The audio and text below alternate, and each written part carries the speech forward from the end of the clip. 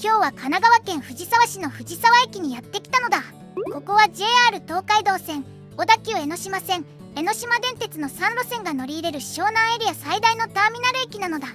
東京駅から JR 東海道線で約50分、横浜からは約20分、新宿駅からは小田急線で約1時間なのだ。湘南の玄関口って呼ばれるだけあって、江ノ島や鎌倉方面への観光拠点としても有名ですね。小田急線なら片瀬江ノ島駅まで6分、江ノ電なら江ノ島駅まで約13分です。鎌倉までは大船駅の乗り換えで約17分なのだ。観光客だけじゃなくて東京への通勤にも便利で住みたい街としても人気が高いエリアなんです。今日はそんな藤沢駅周辺を土曜の朝7時から散策にやってきたのだ。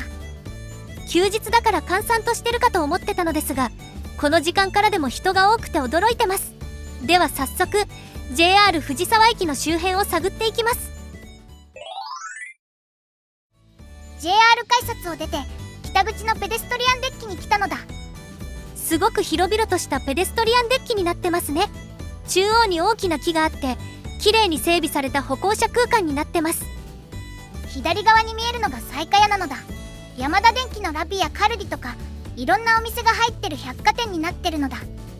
右側の大きなビルがビッグカメラ藤沢店ですね。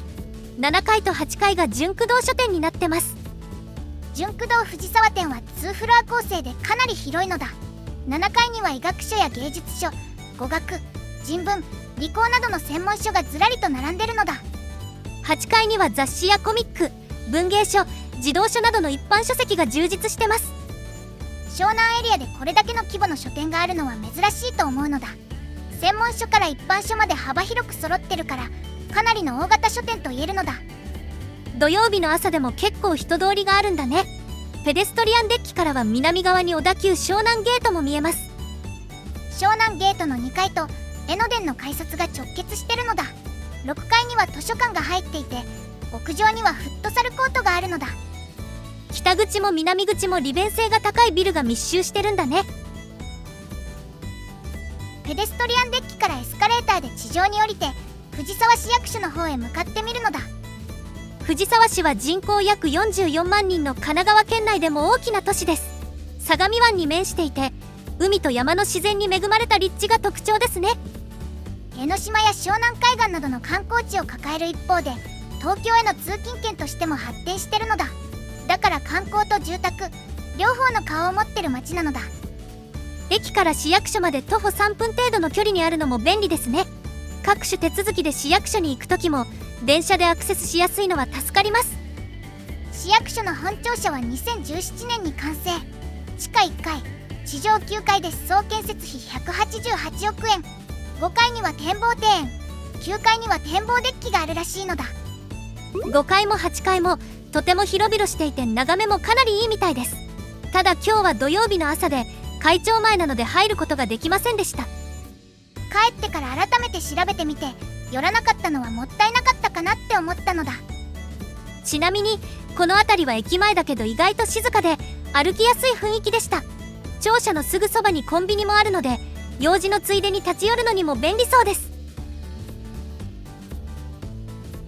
それでは地下道を通って今度は南口側へ向かってみるのだ。藤沢駅の地下通路は南北を結んでいてとても便利です。最近リニューアルされてとても明るいし綺麗な通りになっています。階段とスロープがあるので荷物が多い日やベビーカーでも安心ですね。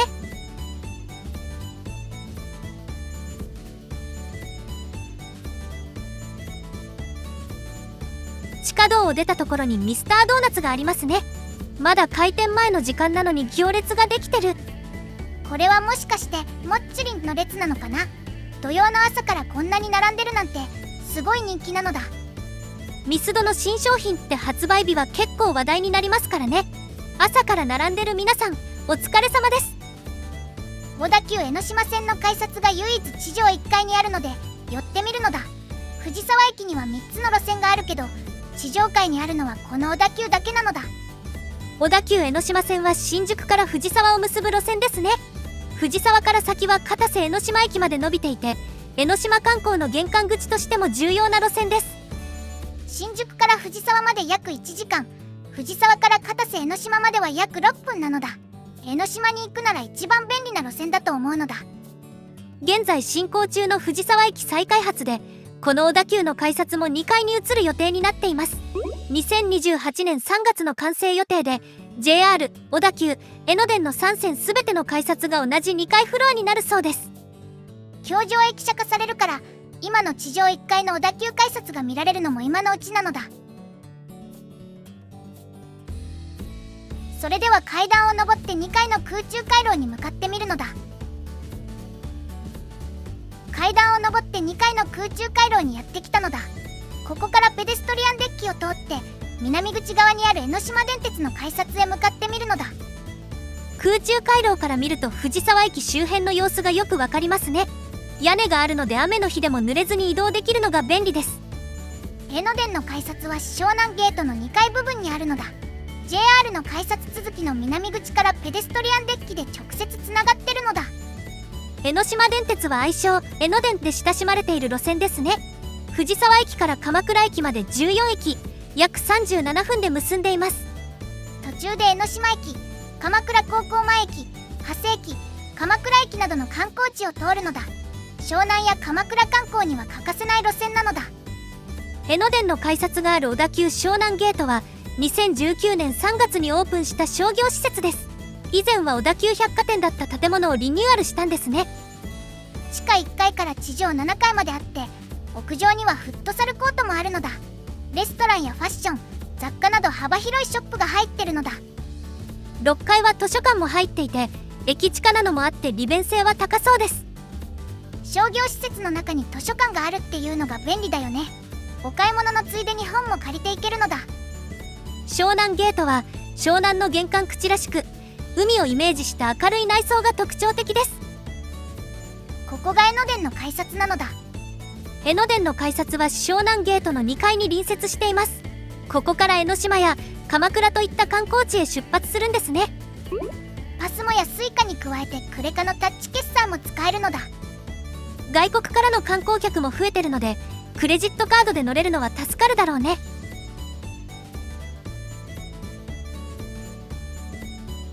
少し戻って空中回廊からあの藤沢名店ビルを見てみるのだ。藤沢名店ビルは藤沢駅南口の老舗商業ビルですね。1階から地下にかけては飲食店、上層階には書店の有林堂も入ってます。実はこの藤沢名店ビルも含む一帯で大規模な再開発が計画されてるのだ。2023年6月に都市計画が決定された藤沢駅南口391地区市街地再開発事業なのだ。藤沢名店ビル、ダイヤモンドビル、CD ビルの3棟を建て替えて新しい複合ビルにする計画です。建物の老朽化が進んでいたので、民間主導で再開発が進められることになったんですね。今まで駅前の商業ビルで大きな建て替えがなかったから、この再開発をきっかけに周辺地区全体の活性化が期待されてるのだ。現在のビルは2027年夏に営業を終了。新しい複合ビルは2031年秋の竣工予定です。地上17階、地下2階建てで、延べ床面積約36,200平方メートル。1階から6階が店舗、7階から10階がオフィス、12階が多目的ホールで、13階から上はホテル、地下は駐車場が計画されています。藤沢駅周辺は北口から順番に整備が進んでいて、最終的には南口駅前広場の整備まで予定されているそうなのだ。湘南の玄関口としてさらに魅力的な街になりそうだね。それでは藤沢駅の南口から東の方向へ歩いてみるのだ。宮前線通りって呼ばれる通りなのだ。朝早い時間なのでまだ人は少ないですね。でも日中はこの通りがとても混雑するんですよね。歩道が狭いからちょっと歩くのが大変なのだ。人が多い時間帯だともっと大変そうなのだ。藤沢駅周辺は商業地域として発展してるので、平日の昼間や休日はかなりにぎわいますからね。朝の静かな時間に歩けるのは貴重かもしれません。確かに今の時間だとお店もまだ開いてないから、街の雰囲気もまた違って見えるのだ。商業施設が多い場所を抜けるとカフェベローチェを発見。まだ朝早い時間帯なので他のお店はまだ開いていない中、ベローチェはやってました。朝から営業してるのは助かるのだ。歩き疲れてきたところだったのでちょっと休憩していくのだ。ベローチェは朝早くから夜遅くまで営業してるチェーン店なので、こういう時間でも安心だね。店内は落ち着いた雰囲気で、お客さんもまばらでした。静かな空間でゆっくり過ごせます。アイスコーヒーを注文したのだ。まあ普通だねって感じの味なのだ。チェーン店らしい安定した味。朝の散策の休憩にはちょうど良かったです。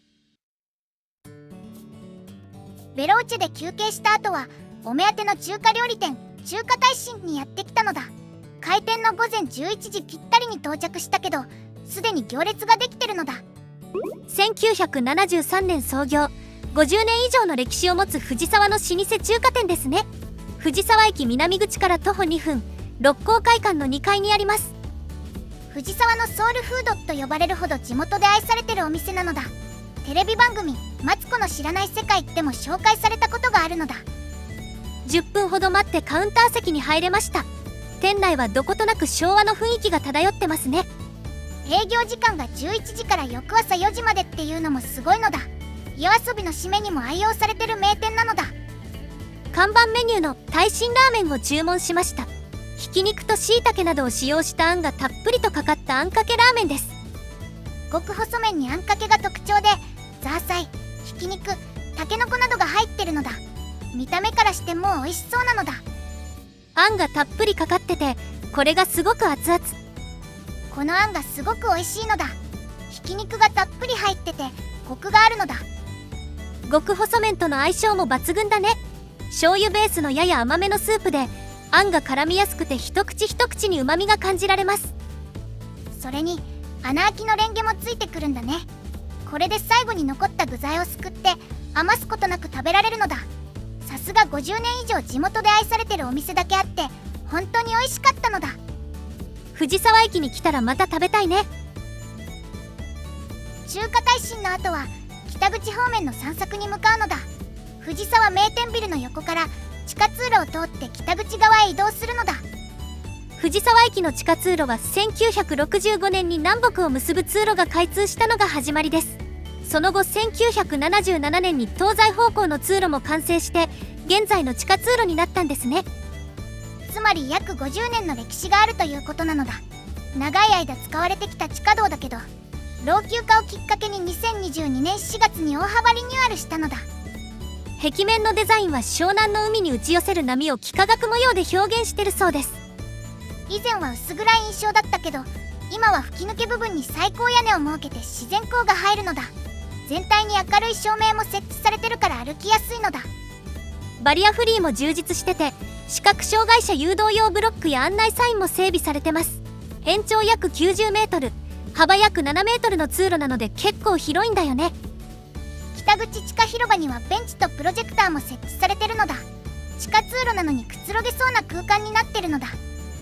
プロジェクターには姿勢情報や周辺地区の四季の画像が投影されてるそうです。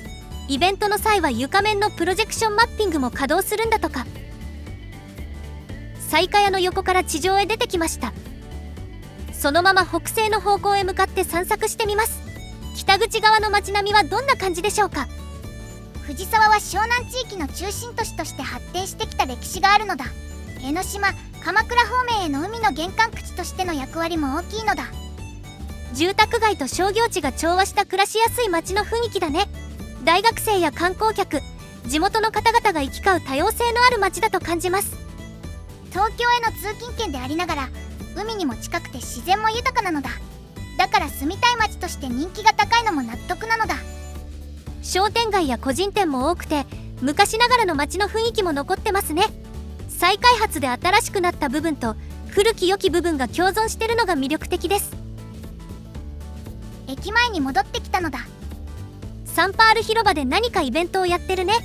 すでに人が多くなってきてるけどまだ12時前なのでこれからもっと増えてきそう。藤沢駅北口のサンパール広場はよくイベントが開催される場所なのだ。地域の活性化や市民の交流の場として活用されてるのだ。駅前の広場がこうして市民の憩いの場になってるのもいいね。というわけで今回の藤沢駅周辺散策はここまでなのだ。朝7時から始めていろんな場所を回ることができたのだ。3路線が乗り入れる藤沢駅の魅力を存分に感じられました。湘南の玄関口という呼び名にふさわしい充実した駅周辺でしたね。駅周辺の再開発も進んでて、北口のペデストリアンデッキや地下通路のリニューアルで便利になってるのだ。今後も南口の再開発や小田急改札の強靭化など、さらに魅力的になる予定なのだ。交通アクセスも抜群だよね。東京駅から JR 東海道線で約50分、新宿からは小田急線で約1時間、江ノ島や鎌倉への観光拠点としても東京への通勤にも便利です。買い物、食事、観光、住環境、全てが揃った魅力的な街だと思います。観光地としての玄関口でありながら、住みたい街としても人気が高いのがよく分かったのだ。海と山に囲まれた湘南の中心都市らしい多面的な魅力があるのだ。今回は土曜日の朝という時間帯だったので、平日や夜の藤沢駅周辺も今度見てみたいね。それでは最後までご視聴いただきありがとうございました。よろしければチャンネル登録と高評価よろしくお願いします。動画作りの励みになるのだ。